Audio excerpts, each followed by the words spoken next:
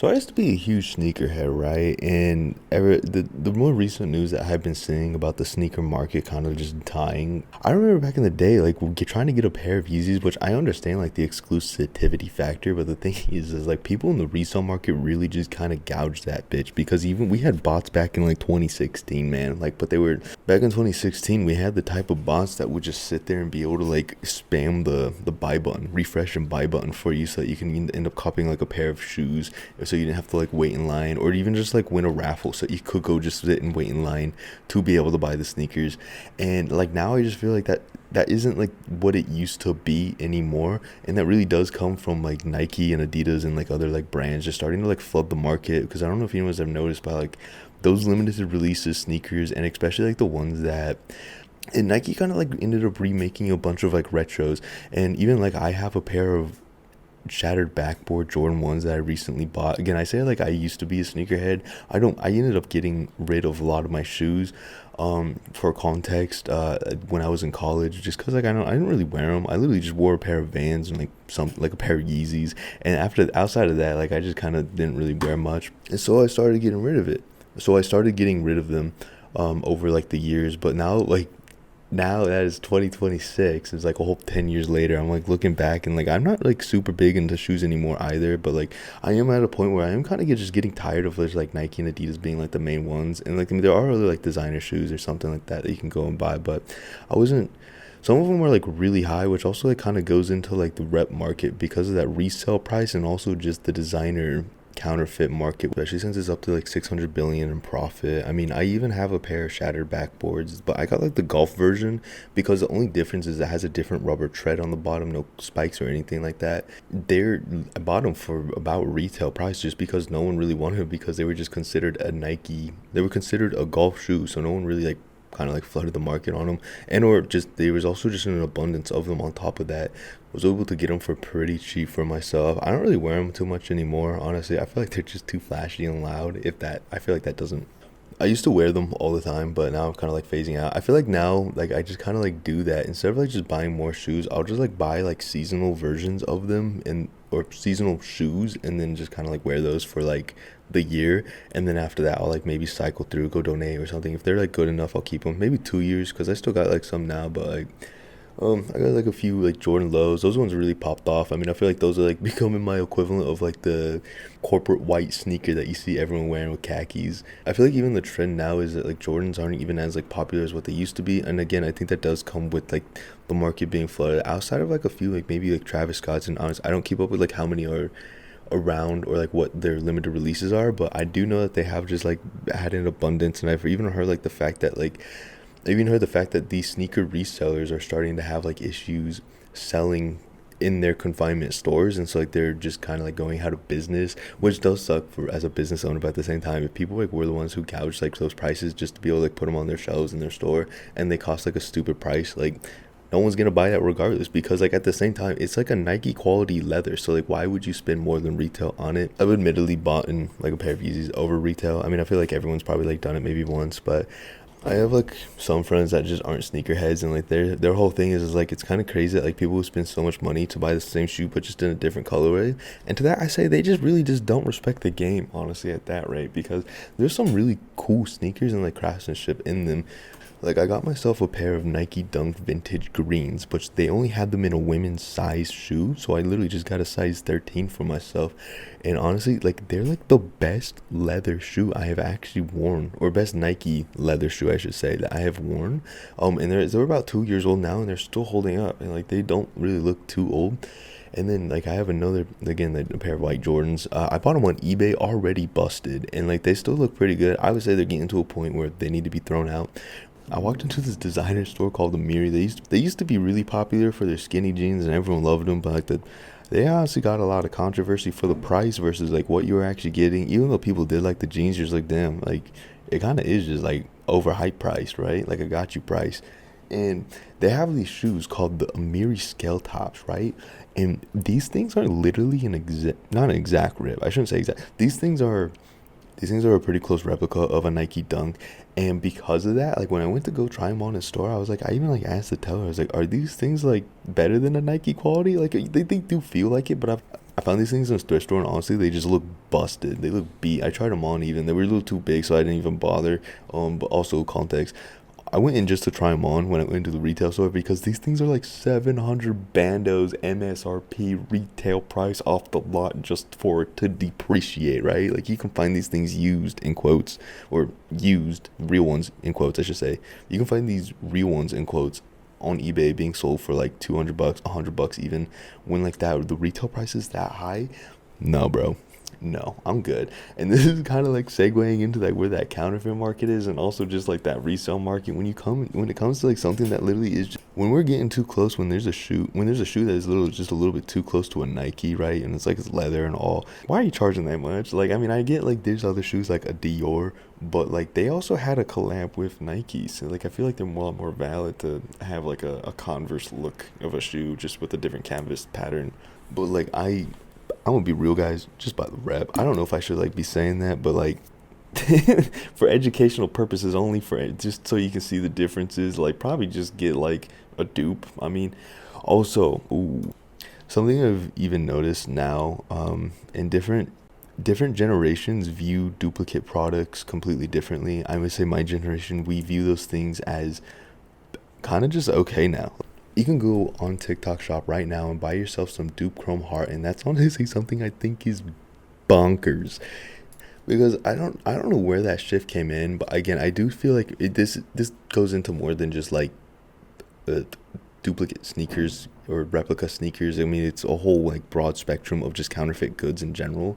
Um, but Nike and Adidas and other like brands, they just kind of like made that executive decision to like just kind of flood the market. They really just saw that everyone was just banking on profit or flipping their shoes for like $100 additional profit. So why not just flood the market more so that they can make that money themselves? And I don't necessarily know if that was right, because I remember hearing even when I was a kid, people kind of just got shot for shoes or J's. Like if you wore a pair of Jordans and they were more exclusive, especially back in that day, it was a wrap. You had a pair of Shatter backboards; those things went for a band. And like, what are you supposed to do? Like, if you can't afford it, you had that exclusivity factor. And so even with that, because they were more exclusive, if somebody saw you with a fake pair on and they knew you just didn't have it like that, you were gonna get flamed. That was just it. Like, you were gonna get flamed. But now, I admit it all the time, and everyone's like, "Oh, you could have just said they were real. We wouldn't even know." Like, you know what I'm saying? Like, they just brush it off and pass it aside. No one really cares. If anything, they want to know where I got them from, because like they're just as cool and real. Especially now, these factories. I'm only saying this because I got a few little lug steppers over here, little Nike Dunk reps. Like, I haven't bought a pair of like shoes from DHK in a minute, but I'm not gonna lie, like people weren't lying when I heard on the internet that like dupe shoes these days are kind of just getting like too good, or like they're just looking too real, like real leather, real everything. Like, I mean, hey, these ones I picked up are kind of just, I would say these scale tops that I picked up off DHK, they honestly just look good. I can tell they have a few quality control issues, but respectively, the retail price for these things is $700+. Some of them maybe like five. I'm not really sure. I've seen the resale, at least in thrift stores and also just online, on like how low they can go for, which is around like, maybe 100 to through like $300, right? Which is completely different from on retail. So like, if anything, I would go and say buy the resale version of them, not necessarily don't necessarily buy the dupe, but like go for the resale version of these things, especially since the quality is a little bit better. The retail version of a scale top does feel a little bit better than a Nike Dunk, but at the end of the day, it's like a sneaker that's gonna get creased. So